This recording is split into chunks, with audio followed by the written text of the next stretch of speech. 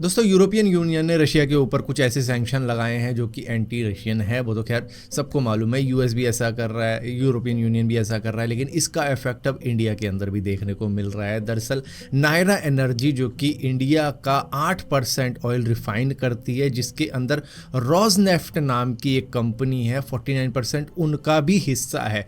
अब इसका इफेक्ट इनको देखने को मिल रहा है। यहाँ पर माइक्रोसॉफ्ट ने बिना वार्निंग दिए इनके आउटलुक, टीम और क्लाउड सर्विस को बंद कर दिया है, जिसकी वजह से ये अपनी ही कंपनी का डेटा एक्सेस नहीं कर पा रहे हैं, जिसकी वजह से नायरा एनर्जी को दिल्ली हाई कोर्ट में जाना पड़ गया कि माइक्रोसॉफ्ट ने हमारे साथ में गलत किया है, हमारी सभी सर्विसेज वापस मिलनी चाहिए, क्योंकि हम अपने ही एम्प्लॉयज़ का अपना ही डेटा एक्सेस नहीं कर पा रहे हैं सिर्फ इस सर्विस कट ऑफ की वजह से जो कि माइक्रोसॉफ्ट ने कर दी है। जबकि माइक्रोसॉफ्ट से कोई मतलब हमारी दुश्मनी नहीं है या यूएस से कोई दुश्मनी, क्योंकि ये यूएस की कंपनी है, लेकिन यूरोपियन यूनियन के कहने पर इन्होंने हमारे साथ में ऐसा कर दिया है, जहां पर अब इनको रेडिफ यूज़ करना पड़ रहा है अपने एम्प्लॉयज़ से कम्युनिकेट करने के लिए। फ़िलहाल के लिए कोई भी ऑयल वगैरह इधर उधर एक्सपोर्ट नहीं कर पा रहे हैं, सिर्फ इसी सर्विस कट ऑफ की वजह से, जहां पर ये एक तरीके से कह रहे हैं कि भैया ये तो माइक्रोसॉफ्ट की एक तरीके से मोनोपोली हो गई, मतलब उन्होंने हमारा ही डेटा हमसे छीन लिया, जबकि हमने लाइसेंस ले रखा है, हर सर्विस हमारी पेड है, हम पैसे देते हैं, फिर भी हमारे साथ में ऐसा कर दिया बिना कोई वार्निंग दिए। अब यहाँ पर कई सारे लोग सोचेंगे क्या इसका इम्पैक्ट इंडियन ऑयल पे पड़ने वाला है कि ऑयल के प्राइस बढ़ेंगे, तो भैया शॉर्ट टर्म के अंदर अभी तो कुछ नहीं पड़ने वाला है, लेकिन हाँ शायद अगर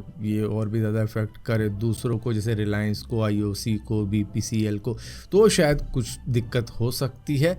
और इसी के साथ साथ यहाँ पर एक चीज़ और है, क्या इसके अंदर यूएस की भी मिली भगत है, क्योंकि भाई माइक्रोसॉफ्ट तो एक अमेरिकन कंपनी है, लेकिन यूरोपियन यूनियन के सैंक्शन से इन्होंने क्यों ये नायरा ग्रुप के ऊपर इस तरीके का मतलब सर्विस कट ऑफ कर दिया, जिसके अंदर कोई मतलब बनता नहीं था। लेकिन यहाँ पर क्या है कि यूरोपियन यूनियन के कुछ जो कंप्लायंस होते हैं, अगर उसको माइक्रोसॉफ्ट अवॉइड करेगा तो भैया उसका इम्पैक्ट माइक्रोसॉफ्ट को पड़ेगा, जिसकी वजह से इन्होंने कहा कि भैया चलो ऐसा कर देते। तो क्या पता ये रीज़न भी हो सकता है, या फिर क्या वेस्ट पूरी तरीके से बॉयकॉट करना चाहता है रशिया को, मतलब रशिया और इंडिया का जो ऑयल लेन देन का काम है उसको किसी तरीके से डिस्टर्ब करना चाहता है। तो हाँ ये एक चीज़ है, क्योंकि इंडिया टॉप बायर है रशिया से ऑयल खरीदने का, तो मतलब ये तो ट्रंप काफ़ी टाइम से कह रहे हैं, तो शायद ये कोई टैक्टिक हो। दोस्तों रिलायंस जियो ने एक सर्विस लॉन्च कर दी है जिसको कह रहे हैं जियो पीसी, जिसके अंदर आपको cloud based virtual desktop service मिलने जा रही है। मतलब आप अपने टीवी को कन्वर्ट कर सकते हो पीसी के अंदर। अगर आपके पास में ब्लूटूथ वाला माउस और कीबोर्ड है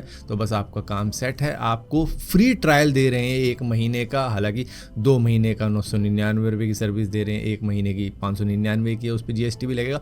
बाकी और कई महीनों के भी प्लान हैं इनके पास में, लेकिन फिलहाल के लिए आप ट्रायल ले सकते हो, जिसके अंदर आपको 8 GB RAM, 100 GB cloud storage और क्वाड कोर CPU मिल जाएगा, जिसके अंदर आप एडोबी एक्सप्रेस प्रीमियम चला सकते हो, माइक्रोसॉफ्ट ऑफिस चला सकते हो, लिब्रा ऑफिस चला सकते हो, और भी कई एप्लीकेशन चला सकते हो, वो भी पहले महीने फ्री के अंदर ही। जहाँ पर ये जो स्टूडेंट है, रिमोट लर्नर है, मतलब कुछ ऐसे लोग हैं जिनको ये टारगेट कर रहे हैं जिनके पास में पीसी नहीं है, और टीवी को ही अगर आप कन्वर्ट कर पाओ पीसी के अंदर तो क्या मज़े। मतलब आपको बस एक ब्लूटूथ वाला माउस और कीबोर्ड लेना है, बस आपका काम सेट है। उसके बाद में आप टीवी पे भी कुछ छोटे मोटे काम कर सकते हो जो कि पीसी में किए जाते हैं। दोस्तों एप्पल अपना एप्पल स्टोर अब चाइना के अंदर से बंद कर रहा है। वो कुछ सिलेक्टिव एप्पल स्टोर बंद कर रहा है जहां पर उनको लग रहा है कि सेल्स उतनी ज़्यादा नहीं है, क्योंकि वहां पर सेल्स घट रही है एप्पल, क्योंकि हुआवे और इसी के साथ साथ शाओमी को वहां पे काफ़ी ज़्यादा प्रेफरेंस दे रहे हैं लोग। मतलब अपनी ही कंट्री के प्रोडक्ट्स को बाय करना पसंद कर रहे हैं। वो थोड़ा सा बॉयकॉट कर रहे हैं एप्पल के आईफोन वगैरह को, लेकिन फिर भी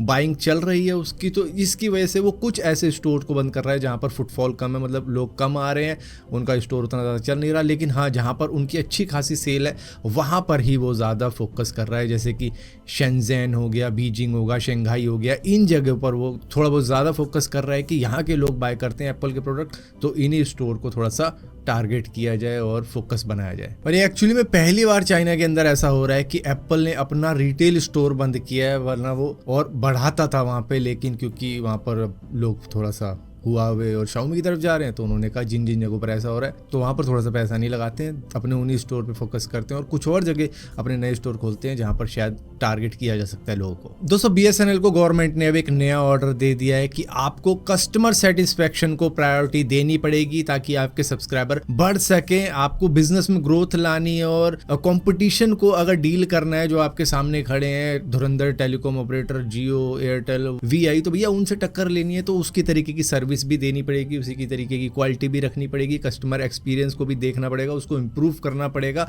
और नेटवर्क इंफ्रास्ट्रक्चर को भी बढ़ाना पड़ेगा और कस्टमर सपोर्ट में भी थोड़ी बहुत, ताकि जो सर्विस डिलीवर कर रहे हो उसकी वर्थ तो हो, ताकि आपका बिजनेस बढ़े, ना कि प्राइवेट टेलीकॉम ऑपरेटर ऐसे ही अपनी चीज़ें करते रहें और आप हमेशा पिछड़े हुए में आओ। तो आपको अगर आगे उठना है तो भैया आपको भी अपनी सर्विस और कस्टमर सेटिस्फेक्शन को प्रायोरिटी देनी पड़ेगी। दोस्तों महाराष्ट्र के अंदर खुद की एप्लीकेशन लॉन्च होने वाली है ओला उबर जैसी ही, जिसके अंदर आप ही अपनी टैक्सी के मालिक होंगे, हालांकि होंगे तो मालिक ही, लेकिन कमीशन ओला उबर लेते हैं, उसके अंदर कमीशन लिया जाएगा। तो मतलब आपकी कैब, आपका रिक्शा, आपकी बाइक वो आप चला सकते हो बिना किसी को कमीशन दिए, जहाँ पर रेट तो खैर फिर भी शायद रेट एप्लीकेशन के अंदर ही सेट होंगे। उड़ीसा के अंदर भी इसी तरीके की एप्लीकेशन है जिसको उड़ीसा यात्री कहा जाता है, जो कि ओला उबर की जो डुओपोली चल रही है उसको हटाते हैं। यहाँ पे मतलब कई सारे लोग जो कि परेशान होंगे वहाँ पे, तो वो अपने ही स्टेट की एप्लीकेशन को यूज़ कर सकते हैं, जिससे कि जो कमीशन जाता है इनको नहीं मिलेगा,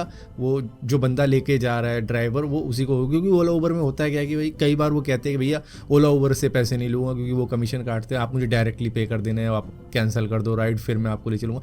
ऐसी तरीके की चीज़ें होती हैं। तो अब इस तरीके की चीज़ें नहीं होगी जब इस तरीके की एप्लीकेशन आएगी, जहाँ पर जिसका पेट्रोल, जिसका भाड़ा जितना होगा वो उसी को मिलेगा, ना कि कोई और भी कमीशन खा रहा होगा कि मैं ये कस्टमर दिलवाया तो मैं भी कमीशन लूँगा। तो वो सब हट जाएगा, तो जिससे कि मतलब ओला उबर का एंड हो सकता है अगर ये चलता है और हर स्टेट के अंदर यूज होने लग जाता है। दोस्तों इंडिया वर्सेस पाकिस्तान के मैच के ऊपर जो कि एशिया कप के अंदर होने वाला है, जो कि शायद 14 सितंबर को होगा, उसके ऊपर बहुत ज़्यादा बवाल क्रिएट हो चुका है। यहाँ पर रविचंद्र अश्विन ने तो साफ साफ कह दिया कि देखो WCL के अंदर तो बॉयकॉट कर दिया सभी ने पाकिस्तान के साथ में खेलना, वो इसलिए क्योंकि वहाँ पर उतनी ज़्यादा कीमत नहीं थी, वहाँ पर उतना ज़्यादा पैसा नहीं इन्वॉल्व था।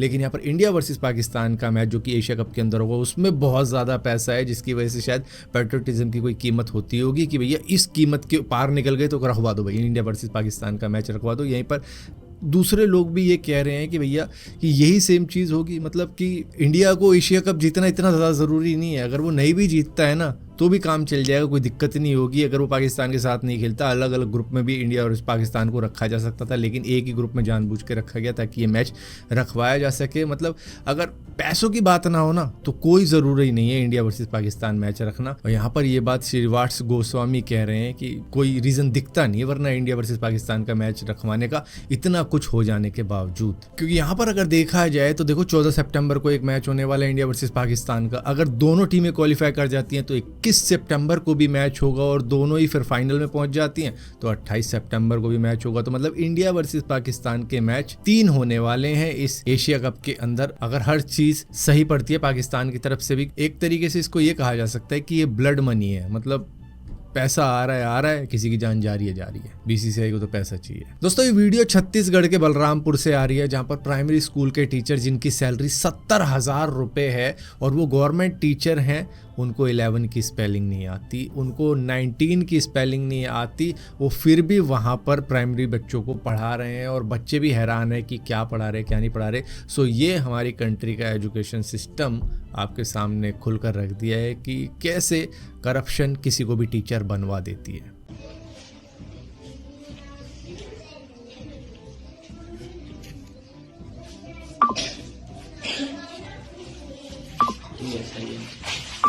ये 19 है सर, एक बार स्पेलिंग बताइएगा इसका। NINTHTHIN 11 सर 11 में एल नहीं है तो 11 कैसे हो जाएगा वो? कहाँ 11 का जो स्पेलिंग लिखा है उसमें एल कहीं नजर नहीं आ रहा। दोस्तों एक चौंका देने वाली घटना सामने आ रही है जम्मू से, जहां पर एक शख्स जिसका नाम मनन आनंद है वो अपनी थार कुछ इस तरीके से चला रहा था, बिल्कुल रेकलेस ड्राइविंग कर रहे थे और उन्होंने एक अंकल को टक्कर मार दी जो कि स्कूटी में अपनी ही लाइन पे चला रहे थे, लेकिन ये गलत तरीके से ओवरटेक करने के चक्कर में उनको टक्कर मार देता है। उसके बाद में आगे जाके रिवर्स भी लेके आता है और फिर से इनको टक्कर मारता है। उसके बाद में कार से निकलता है और गाली गलौज भी करता है उनके साथ में। मैं यहाँ जहाँ पे आपको बता दूं वो जैसे ही नीचे गिरे थे वो बेहोश हो गए थे और उसके बाद में हॉस्पिटल में अब वो आईसीयू के अंदर हैं। दरअसल उनको ब्रेन हैमरेज हो चुका है इस रेकलेस ड्राइविंग की वजह से, और ऊपर से तरीके का मतलब किया है इसने रिवर्स। उसको तो कई सारे लोग अटेम्प्ट टू मर्डर ही कह रहे हैं, जहाँ पर अगर किसी की भी आप सुनोगे तो वो यही बताएगा कि भैया इनके ऊपर यही चार्ज लगना चाहिए। अब फिलहाल के लिए इस बंदे को पुलिस ढूंढ रही है जो कि नानक नगर में रहता है जम्मू के। हालांकि इसके फादर को अरेस्ट कर लिया गया है लेकिन ये भाग चुका है अपनी जगह से। वैसे तो ये बनते हैं गुंडे, लेकिन जब इस तरीके की चीज़ें होती है तो कई छुप रहे होते हैं चूहे की तरह। अब यहाँ पर उन अंकल के बच्चे कुछ इस तरीके की बातें भी बता रहे हैं जहाँ पर साफ साफ लग रहा है कि भैया कितना ज़्यादा मतलब किसी के आप घर को उजाड़ना चाह रहे थे इस तरीके से रेकलेस ड्राइव करके। मतलब एक बार टक्कर लग गई, चलो ठीक है हो गया, वहाँ उतर के सॉरी भी बोला जा सकता है कि मेरे से गलती होगी, शायद वो अंकल माफ़ भी कर देते, लेकिन रिवर्स ला के उनको पता नहीं क्या चढ़ाने की कोशिश की गई थी उनके ऊपर। वो एक बहुत ही गलत चीज़ थी। आई थिंक इनके ऊपर एक्शन ज़रूर लेना चाहिए, जहाँ पर मतलब देख के दिल दुखा कि भैया किसी के भी फादर के साथ में, किसी भी इंसान के साथ में इस तरीके की हरकत करनी ज़रूरी है। मतलब तुमने काली थार ले ली, काले कपड़े पहन लिए, तुम डॉन बन गए कहीं के, कुछ भी करोगे। तो आप आईसीयू में मेरे पापा की क्या हालत की है? Who will be the responsible for this? अगर मेरे पापा के साथ ऐसा हो रहा है तो किसी के पापा के साथ भी ऐसा हो सकता है। हिट आपको ये हिट दिख रहा है, ये तो शरेआम मर्डर कर रहा है। वो तू निकल जा, तू वापिस आके मार रहा है, मारने के बाद अब्यूज कर रहा है, अब्यूज करने के बाद जो उसको रोक रहे हैं उनको उंगलियां दिखा रहे हैं। यार ये क्या तरीका है?